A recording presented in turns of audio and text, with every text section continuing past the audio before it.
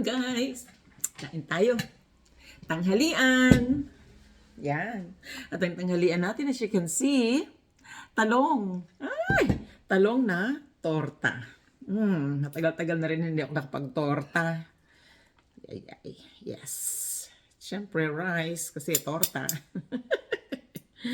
Dapat may sausawan akong suka pero parang wag na lang kasi medyo nananakit-nakit ang aking mga joints. Winter kasi. Kaya hiyaan na natin magsuka. Wag na muna magsuka para hindi tayo magrangrang. Alam nyo guys, may nabasa ako. Kababasa ko lang bago ako nagluto nito. Nag-comment. Doon sa isang video ko na ako'y sinisinok at uminom ako ng tubig. Sabi ba naman, subo daw ako ng lunok lang daw ako ng lunok. Hindi ko daw inunguya yung pagkain ko, kaya daw akong para daw akong masiba na parang construction worker. Dinamay pa yung mga nananahimik na construction worker. Ano ba yan? Talaga naman ng tao, no? Kung wala din lang naman kayong magandang sasabihin, itikom nyo na lang yung bibig nyo.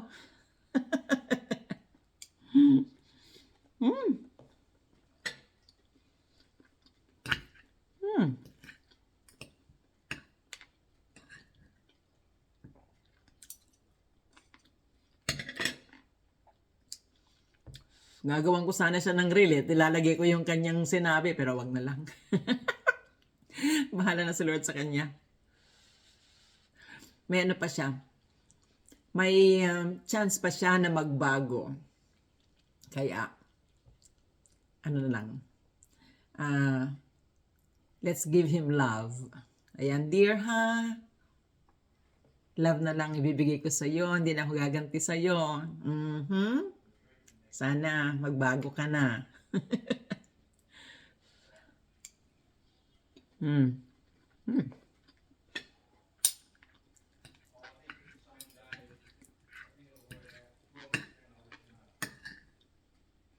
Sarap ng torta. Ano ba yan? Mayroon pa yatang balat.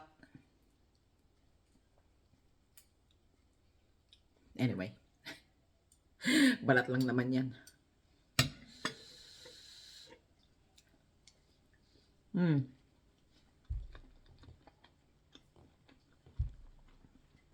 Dapat talaga may suka.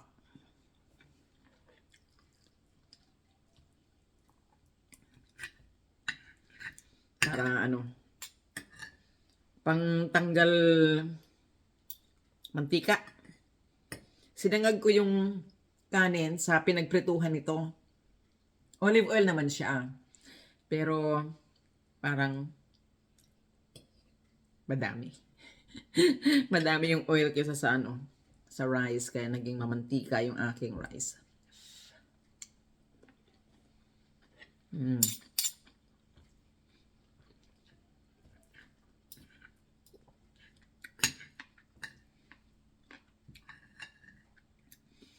Ay nako.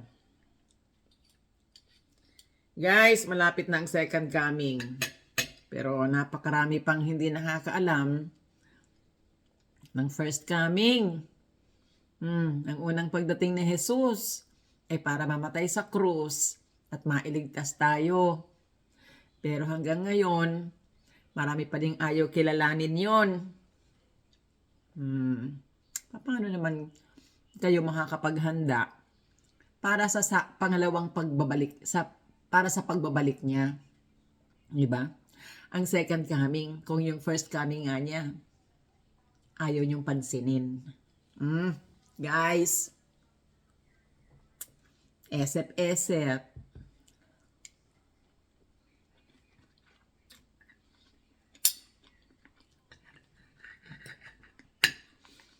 Nagbabadya na. Nasa Bible naman lahat yung mga senyales ng second coming. Kaya, ikaw din, pag naabutan ka, ikaw na nag-comment ng hindi maganda. O yung mga magko-comment na hindi maganda. Di ba? Himayin niyo yung aking sinasabi. Wala akong masamang intensyon para sa inyo. Pinapaliwanag ko sa inyo na si Kristo ay namatay para tayo ay iligtas, magkaroon ng buhay na walang hanggan kung tayo ay sasampalataya doon. Diba? Kung ating tatanggapin yung kanyang kamatayan sa krus bilang kabayaran sa ating mga kasalanan at talikuran na natin yung luma nating pamumuhay, dati nating pamumuhay. Yun lang naman yun. Hindi mahirap yun. Talaga lang ayaw nating talikuran ang ating mga comfort zones. Ayan, kasi kinalakihan na natin, kahit hindi tama, dahil kinalakihan na, parang ayaw natin talikuran, di ba? So, wala na akong magagawa. Ako'y nananalig pa rin naman ako na isang araw, Jesus will touch your heart. Pero desisyon mo pa rin yan talaga eh. Marami nang binigyan na ni Jesus ang kanyang buhay. Yun na yun.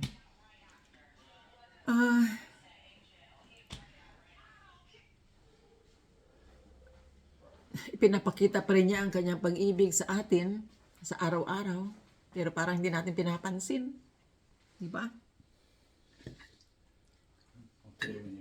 Hindi natin pinapansin. Feeling natin deserve natin ng mga nangyayari sa atin, di ba? Yung mga magagandang bagay, deserve ko to. No, we don't deserve anything. We don't deserve anything. Tayo yung mga makasalanan. Wala nang ipinanganak tayo. Tayo yung makasalanan. Kaya we don't deserve anything. Ang lahat ng bagay ay blessing at grasya. By grace, binigay sa atin ng Panginoon. Yan panliligaw niya sa atin para malaman natin na may Diyos na nagpo-provide para sa atin. Pero feeling natin, tayo ang may gawa ng mga bagay na ito. Mali. Talagang hindi natin nakikita ang effort ni Lord para bumalik tayo sa Kanya. Lahat ito yung effort niya. Ayaw niya kasi tayo mapunta sa impyerno. Dahil yung impyerno para kay Satanas lang yan at sa kanyang mga kampon. Ngayon, kung aayaw tayo kay Kristo, sino pa bang? Diba? Dalawa lang naman yan eh. Diba? Good and evil. Hindi sila dapat ipagkumpara. Dahil hindi naman talaga maiko-compare ang evil sa good. Hindi maikukumpara si Satan kay God. Dahil si Satan ay created lang ni God. Diba? So you cannot really compare them. Pero ang sinasabi ko lang is dalawa ang patutunguhan. Ang pwedeng patunguhan ng ating kaluluwa. Yun ay sa langit at sa impyerno. Kasi, di ba? Ibinigay ni Jesus ang kanyang buhay tapos inaayawan mo. Paano ka makakapasok sa kaharian niya? Di ba? Dapat kampi mo si Jesus. Kampi ka kay Jesus. Di ba? Para makapasok ka sa bahay niya. Yun lang yun. So, isip-isip guys. Huwag masyadong judgmental sa mga sinasabi. Huwag masyadong hinahanap yung mali. Ang tingnan natin yung makukuha nating maganda sa mga bagay-bagay. Hindi yung defensive tayo. Yun. Defensive tayo masyado. Ano yan, ganyan. So, there you go. Dun sa nag-comment o sa mga magko-comment ng hindi maganda, I love you all. Bye. God bless.